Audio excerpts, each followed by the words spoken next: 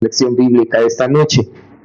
Pero pensé en esto y dije, si hermana Lesbia nos hubiera escrito una carta hoy y la hubiéramos recibido y la leyéramos esta noche, ¿cuál podría ser ese mensaje? ¿Cuál pudo haber sido esas palabras que él pudo haber escrito a su familia, a los hijos, a los nietos, a los bisnietos, y no sé si también tataranietos? ¿Qué le pudo haber escrito a la sociedad femenil de la cual ella fue parte, fue líder, hermana Lesbia? Hace 22 años nosotros llegamos a Ixtahuacán y cuando llegamos, hermana Lesbia estaba activa allí en la sociedad femenil.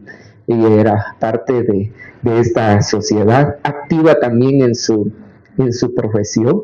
La primera persona en medicina que nosotros visitamos cuando llegamos a Ixta fue precisamente hermana Lesbia. Sí, la primera doctora que vio a mi esposa fue hermana Lesbia, ¿verdad? En el primer embarazo de mi esposa. Así que yo me puse a pensar en eso. ¿Qué contenido tendría esa carta? Y conociendo un poco de la fe firme de hermana Lesbia, de su lealtad, su devoción al Señor, porque amaba al Señor hermana Lesbia.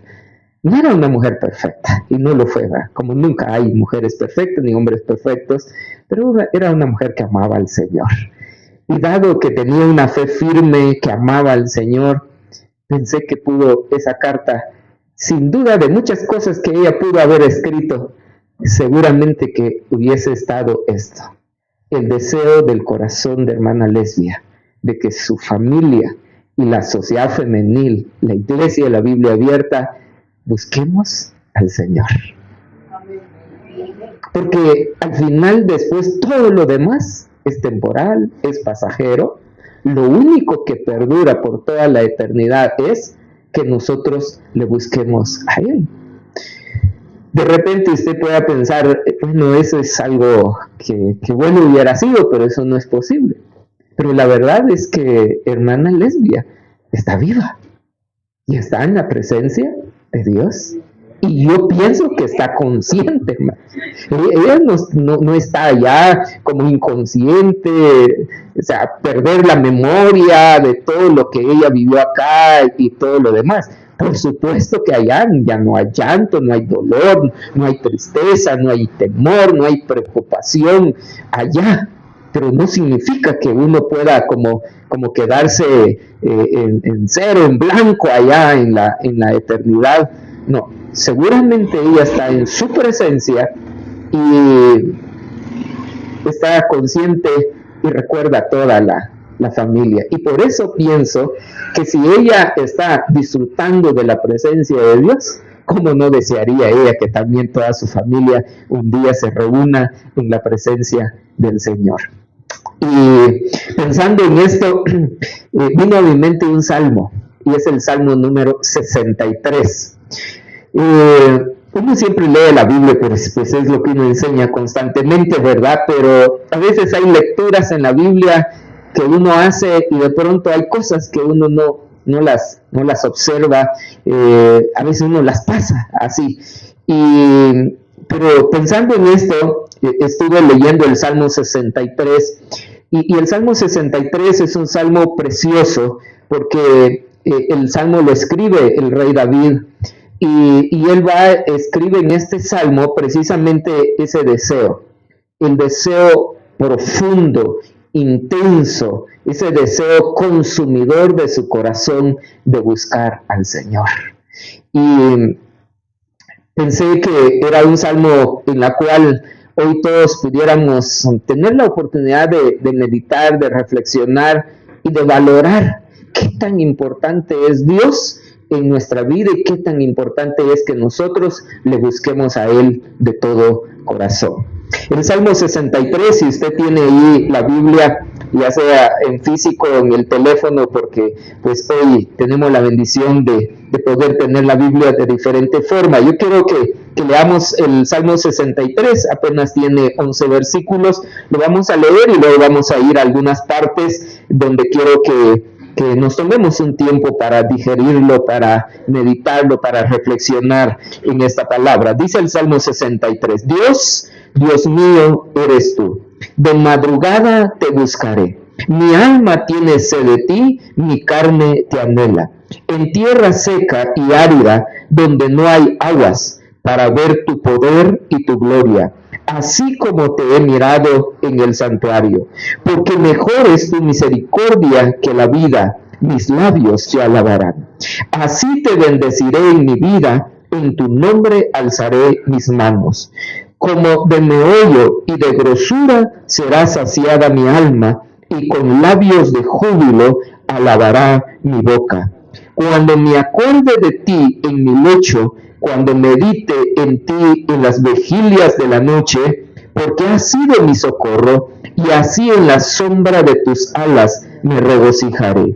Está mi alma pegada a ti, tu diestra me ha sostenido. Pero los que para destrucción buscaron mi alma caerán en los sitios bajo la tierra.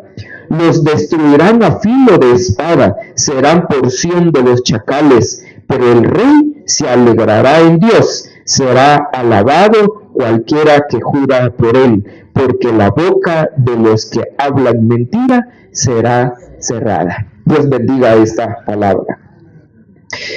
El contexto del Salmo 63 es que David está huyendo. David no está en el palacio. David ya es el rey en este tiempo cuando probablemente escribe el Salmo 63, pero no está en su palacio. El rey se encuentra en el desierto de Judá.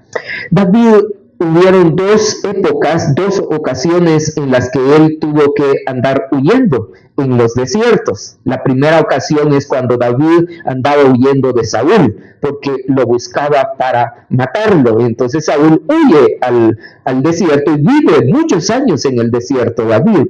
La segunda vez que David huye al desierto de Judá es cuando él huye de su propio hijo, Absalón. Absalón quiere quitarle el trono y lo busca para matar con su ejército. Y entonces Saúl toma la decisión de huir al desierto. Y cuando él está en el desierto de Judá, un desierto árido, caluroso, un desierto donde había muy poca agua, David, en medio de su circunstancia, en medio de su problema, en medio de su tristeza y preocupación, porque esta vez huye, pero tristemente huye de su propio hijo. Entonces David tiene la oportunidad allá en esa tierra árida, seca, donde hay muy poca agua. Él tiene la oportunidad para reflexionar sobre la importancia de la sed de Dios. Y en el Salmo 63 podemos nosotros observar tres cosas. En primer lugar, vemos acá una sed que impulsa a buscar a Dios. Y entonces David, en medio de aquella sequía, la necesidad de agua, él se da cuenta que hay una necesidad mucho más profunda que del agua física que uno necesita para sobrevivir biológicamente. Y él se da cuenta que hay otra sed más profunda. Y esa sed es la sed del alma, es la sed del interior, del ser interior de la persona. Y entonces él comienza en el versículo 1 hablando de esa sed que nos impulsa a buscar de Dios, porque yo creo que todos los seres humanos tenemos sed de alguna forma, sed de algo, ¿verdad? Gente que tiene sed de dinero, ¿verdad? Sed de fama, sed de poder, o sea, pero aquí estamos hablando de esa sed interior, esa sed del alma que nos lleva a buscar al Señor. Sin la sed no podemos buscar al Señor. Y vean cómo lo expresa David. Él dice, Dios, Dios mío, eres tú. De madrugada te buscaré. Mi alma tiene sed de ti, mi carne te anhela en tierra seca y árida donde no hay agua. La pregunta es, ¿cómo es esa sed? Esa sed que impulsa a buscar de Dios. Bueno, en esta palabra sed tiene que ver con ese deseo profundo, intenso, consumidor que nos lleva a buscar al Señor. Ahora, esta sed precisamente es producida por Dios, porque la sed de Dios no es el producto del esfuerzo del ser humano. La sed de Dios es una gracia, es Dios quien pone en nuestro corazón esa sed de Él. Y nosotros vamos a buscarle a Él solo si nosotros tenemos sed. Cuando era niño me tocó cuidar las vacas de mi papá. Y aprendí con mi papá de que cuando el ganado no quiere consumir mucha agua, hay que darle sal. Porque si le das sal al ganado en la mañana, a mediodía, seguro cuando uno los lleva al pozo, el ganado consume agua, porque se le provoca la sed. ¿Saben? No es que el ser humano no tenga necesidad de Dios, sino por causa del pecado que hay en el corazón del hombre, es que el hombre no se da cuenta de esa necesidad. Y entonces el hombre empieza a buscar muchos pozos donde querer llenar esa sed que tiene. Y en este mundo hay muchos pozos a donde ir, pero nada de esos pozos podrán llenar la sed del alma que hay en nuestro corazón. Hay personas que van a los pozos de las relaciones donde tratan de ir a saciar esa sed. Otros van a esos pozos que tienen que ver con cuestiones de fama, de poder, de dinero, pero nada puede llenar esa sed, pueda satisfacer esa sed, porque esa sed es sed de Dios. Y entonces el salmista, él dice, yo tengo sed de Dios. Y él agrega y él dice, mi carne te anhela. Y esa expresión carne, el salmista está refiriéndose a todo su ser. Él está diciendo, con todo mi ser te anhelo, tengo sed de ti. La pregunta de esta noche es muy sencilla. ¿Qué tanta sed tenemos de Dios? ¿Cuánta sed tiene usted acerca de Dios? Si nosotros no tenemos esa sed, no le vamos a buscar. Nosotros vamos a pensar que no le necesitamos a Él. Necesitamos pedirle a Dios esa gracia que viene de parte de Él, para que Él produzca en nosotros ese deseo profundo, intenso, que nos consume y nos empuja a buscarle a Él. Y por eso Él dice, de madrugada te buscaré. Él habla de un esfuerzo, de sacrificio, habla de prioridad. Él está diciendo, para mí Dios es prioridad, es importante. Es que en la vida de muchas personas Dios ha dejado de ser prioridad. Pero David dice, no, de madrugada te buscaré. Y es que yo no sé si alguna vez a usted le ha tocado tener sed, ¿verdad? Pero cuando uno de verdad tiene sed, aunque usted le pase en un plato de comida de la mejor, puede ser su comida favorita, pero si usted tiene sed, ¿sabe qué pasa? Usted no quiere comer eso. ¿Qué quiere? Agua. Y solo después de tomar agua, entonces, ahora tiene apetito y usted disfruta aquella comida. Vean, hermanos, qué importante es que nosotros podamos pedirle al Señor, Señor, dame esa sed de ti. Como el salmista decía, tengo sed de Dios. Ahora, mire conmigo el proceso de la búsqueda de Dios, cómo David empieza a buscar al Señor. Y mire conmigo el versículo 2, dice, para ver tu poder y tu gloria, así como te he mirado en el santuario. Ahora, David está diciendo que su búsqueda de Dios es un proceso que comienza con recordar algo en el pasado. Ahora, ¿qué recordaba David? Recordemos que está en el desierto de Judá.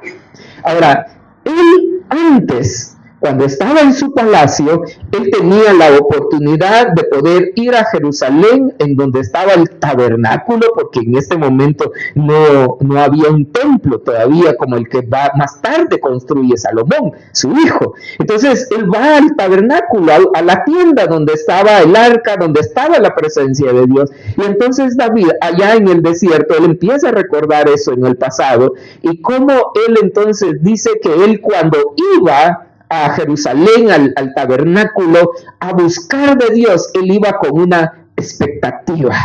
Es decir, que él iba con la expectativa de que él quería encontrar la gloria de Dios, la presencia de Dios. La búsqueda de Dios comienza con esa expectativa que nosotros tenemos. Cuando tenemos expectativa, vamos a encontrar al Señor. Dice el profeta Isaías que si nosotros le buscamos a Dios, lo vamos a encontrar. Pero nosotros necesitamos tener ese deseo profundo de poder buscarle al Señor. Es muy importante que cuando nosotros buscamos al Señor, lo busquemos con expectativa. Miren, cada vez que usted busque al Señor, vaya con expectativa. Si usted va a doblar sus rodillas en su cuarto en búsqueda de Dios, vaya con expectativa, porque Dios siempre tiene algo para nosotros.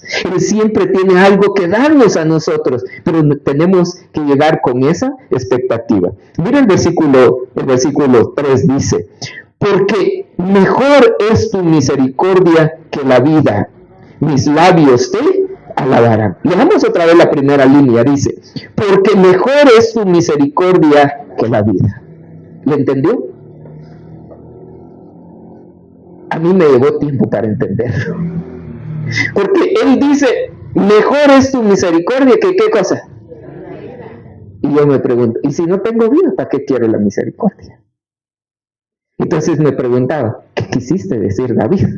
Cuando él dijo, mejor es tu misericordia que la vida. Como todo hombre caído, siempre vamos a encontrar dificultad cuando Dios habla. Pero finalmente pude entender lo que David está diciendo, que es mejor morir con la misericordia de Dios que vivir sin la misericordia. O sea, David está diciendo que para él era mejor si tuviera que morir, pero morir con la misericordia de Dios, que vivir toda una vida sin la misericordia de Dios. Y hermana Lesbia murió con la misericordia de Dios. ¿Saben? Es lo más grandioso que le puede pasar a un ser humano, el día en que le toca entregar cuentas, morir con la misericordia de Dios. Porque de nada serviría haber vivido tanto tiempo sin la misericordia de Dios. Porque pues la vida no se termina con la muerte. Con la muerte apenas comienza la verdadera vida. Apenas comienza la eternidad. Ven cómo David en su búsqueda dice, Señor, yo prefiero tu misericordia. Si tenga que morir, pero yo voy a morir con tu misericordia. Versículo 4, él dice, así te bendeciré en mi vida y en tu nombre alzaré mis manos. Pero mire conmigo cómo el salmista en el versículo 5 nos va a hablar acerca de ese resultado de la búsqueda de Dios. Ahora, ¿cómo es la vida de una persona que tiene sed de Dios? Bueno, la sed de Dios nos impulsa a buscarlo a Él. Y cuando nosotros lo buscamos, habrá un resultado en nuestras vidas. Y mire cómo dice el versículo 5, dice, como de meollo y de grosura será saciada mi alma, y con labios de júbilo te alabará mi boca. Ahora, este versículo, cuando David dice, como de meollo y de grosura será saciada mi alma. Si ustedes observan, hermanos, es que el versículo 5, los verbos están en tiempo futuro. Porque David es como que él trae el pasado, lo pone en el presente, porque él dice, en el presente tengo la misericordia, la bondad, el amor de Dios. Pero también, hermanos, saben que cuando nosotros buscamos a Dios, también esa búsqueda de Dios nos trae, hermanos, la seguridad acerca del futuro. Y para David, él hablando de su futuro, él dice, como de meollo y de grosura será saciada mi alma. Esta palabra meollo habla, hermanos, precisamente de los tuétanos. Yo le pregunto, ¿cuál es la parte más rica de la carne? Vaya si no son los tuétanos, a los que les gusta mascar huesos, ¿verdad? Chupar huesos. ¡Qué rico es el tuétano! Pero ¿qué otra cosa es rica de la carne, hermano? La cordura, ¿verdad? Eso es lo más rico de la carne. Ahora, ven ustedes, hermanos, cómo David dice que si nosotros hemos sed de Dios y lo buscamos, ¿cómo es nuestro futuro, hermanos? Bueno, él usa una metáfora para decir, hermanos, que el futuro está lleno de delicias. Esto habla de un banquete, hermanos. Yo no sé si alguna vez usted ha participado. Yo no he tenido el privilegio de participar en uno de los más grandes banquetes como las que hacen la gente millonaria, ¿va? Los reyes. Ahora, pero saben, hermanos, David precisamente está hablando de eso. Él está hablando de uno de los banquetes de alto nivel, hermanos. Y cuando él piensa en el futuro, piensa en eso. Y es que saben, hermanos, el salmista en otro de los salmos dice, hablando de la presencia de Dios, dice, en tu presencia hay plenitud de gozo. Es que, ¿saben? Cuando nosotros morimos con la misericordia de Dios, nuestro futuro, hermanos, es incomparable con el presente. Es decir, hermanos, lo mejor todavía viene. Nuestro futuro no es triste ni es terrible. Nuestro futuro, hermanos, el futuro es glorioso. Todavía viene lo mejor para los que morimos en Cristo Jesús. Por eso decía, hermana Leslie está viva. Y donde ella está, bueno, como dice David, es como meollo y grosura está siendo saciada. Ahora, si ella está allí, claro, su corazón anhela. Yo quiero también a mis hijos aquí. Yo quiero a mis nietos aquí también. Yo quiero a mis bisnietos, a mis tataranietos. Yo quiero mirar a las seguidoras de Cristo aquí. ¿Sí o no, hermanos? Claro. Ahora, es importante ver cómo el salmista también habla de otro resultado. Y este resultado, hermanos, tiene que ver con la adoración. Porque él dice en el versículo 5, dice, y con labios de júbilo te alabará mi boca. Cuando nosotros tenemos sed de Dios, le buscamos de todo corazón, lo que va a brotar en nuestro corazón, hermanos, es adoración al Señor. Miren, no hay temperamento ni carácter que pueda impedir, hermanos, que la adoración salga de nuestro corazón cuando nosotros le estamos buscando a Él de todo corazón. Yo recuerdo esta anécdota muy conocida de un ancianito en la iglesia que siempre le gustaba sentarse hasta adelante, y cada vez que el pastor decía algo que a él le bendecía, siempre gritaba y él decía ¡Aleluya! Y el pastor ya lo veía como que lo interrumpía en su mensaje. Y el pastor pensando, ¿qué hago para que ya no me interrumpa? Y se le ocurrió una idea y habló con el hermanito y le dijo, hermano, si usted dejara de decir aleluya en el mensaje, yo le voy a regalar su chamarra. Y el hermano dijo, está bien, pastor, ya no lo voy a hacer. Pero el siguiente domingo que él estaba allí, el pastor decía algo que a él lo bendecía y él quería decir aleluya y se acordaba de la chamarra. Y se aguantaba. Y otra vez sí se aguantaba. Pero llegó un momento en el que él ya no se aguantó. Y él dijo, con chamarra o sin chamarra, aleluya, dijo.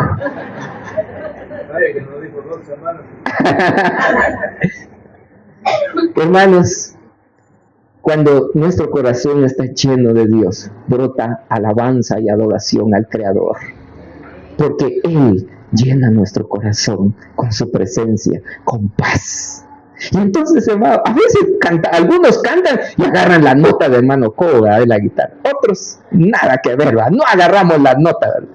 No sabemos nada de notas, pero cantamos y adoramos al Señor. Eso no nos impide. ¿Por qué? Porque en nuestro corazón hay gratitud al Señor por lo que Él es, por lo que Él ha hecho en nuestra vida. Así que, por eso, mis hermanos, es tan importante que nosotros tengamos sed de nuestro Dios. Mire, el versículo 7 dice, porque has sido mi socorro, y así en la sombra de tus alas me regocijaré. Está mi alma apegada a ti, tu diestra me ha sostenido. La búsqueda de Dios, hermano, trae como resultado no solamente la alabanza al Señor, sino también, hermanos, trae una dependencia de Dios. Y miren este versículo 8, como el salmista dice, está mi alma apegada a ti. ¿Qué entiende usted ahí? Es que David lo que está diciendo, yo estoy aferrado de ti. Pero luego en la segunda parte dice, tu diestra me ha sostenido. Miren, esto es maravilloso. David dice, yo estoy aferrado de ti, pero tu diestra me sostiene. Yo no sé si a ustedes les pasó. Yo cargué muchas veces a mis hijos, ¿verdad? Y los hermanos aquí conocen a mi hijo, ¿verdad? Que cuando era pequeño, era bien pesadito, estaba bien gordito. Y muchas veces me lo cargaba y él se aferraba a mi cuello para no caer. Pero ¿qué hace uno como padre, hermanos? Lo sostiene. ¿Por qué lo sostiene? Porque uno sabe que el niño no tiene suficiente fuerza en sus brazos, aunque él se aferre de uno, no tiene la suficiente fuerza para sostener su cuerpo y en cualquier momento se puede soltar y pasa una desgracia. Y entonces, ¿qué hace uno como padre? También uno lo sostiene de aquí abajo con sus manos. Hermanos, nosotros nos podemos aferrar de Dios, pero nos puede hacer falta fuerza en algún momento para soltarnos de Él. Pero ¿qué es lo maravilloso? Dios dice que nos sostiene ¿con qué? Con su diestra, con su mano derecha. Él nos sostiene. Por eso es maravilloso buscar a Dios, porque sí nos aferramos a Él, pero no tengo las fuerzas, soy humano, pero yo sé que su mano derecha me está sosteniendo para no soltarme de Él. Ahora, el salmista va a terminar hablando acerca de su confianza sobre la justicia correcta. Cuando nosotros buscamos a Dios, llegamos a tener una perspectiva correcta de la justicia. Y miren lo que dice el versículo 9. Pero los que para destrucción buscan mi alma, caerán en los sitios bajos de la tierra. Los destruirán a filo de espada, serán como porción de los chacales. Él no está pidiendo esto, él le está diciendo que él confía en la justicia de Dios. Qué importante es confiar en la justicia de Dios. Confiar que Dios es justo, hermanos, porque vivimos en un mundo injusto, donde cada vez miramos la injusticia, cada día vemos injusticia. ¿Y qué pasa cuando uno es objeto de injusticia? Uno quiere tomar la justicia por sus propias manos. Pero el salmista dice, yo he aprendido a tener una perspectiva correcta de la justicia. Lo que él está diciendo es, yo encomiendo mi causa al Señor. ¿Se recuerdan que en dónde está él? Está en el desierto, huyendo. ¿Huyendo de quién? De su hijo Absalón, que lo busca para matar. Pero ¿qué hace David? Él encomienda su causa al Señor. Y él dice, yo confío en la justicia de Dios. ¿Hubo justicia? Sí, hubo. En esa misma batalla muere Absalón. ¿Y qué hace David cuando muere? Llora. ¿Por qué? Porque su propio enemigo que lo buscaba para matar era su propio hijo. Qué importante es aprender a confiar en la justicia de Dios, dejar todo en las manos del Señor, aprender a confiar en el Señor. Ahora, el versículo 11, David termina diciendo, pero el rey se alegrará en Dios, será alabado cualquiera que jura por él. ¿Puede haber gozo y alegría aún en el desierto? Sí. David estaba literalmente en un desierto. Pero muchas veces nosotros también pasamos por desiertos en esta vida. Pero aún en los desiertos hay opción para alegría y gozo, porque ese gozo viene de parte del Señor, pero es el resultado de nuestra búsqueda de Dios. Cuando nosotros le buscamos de todo corazón, aún en los desiertos podemos tener gozo y alegría. Querida familia, en esta noche yo deseo con todo mi corazón que la experiencia de David allá en el desierto de Judá, en donde él reconoció la sed que tenía de Dios, que le empujó a buscar al Señor, que le llevó a él a adorarlo, de confiar en la justicia del Señor y gozarse aún en medio del desierto, esté presente en la vida de cada uno de ustedes. Deseo que Dios ponga siempre esa gracia de la sed de Dios y que cuando sintamos esa necesidad, vayamos al pozo correcto. Ese pozo correcto es Jesús, como se lo dijo a la samaritana. Él le dijo, el que bebiere de esta agua jamás tendrá sed. La fuente inagotable para nuestra alma se llama Jesucristo. Le busquemos de todo corazón. Oremos. Padre,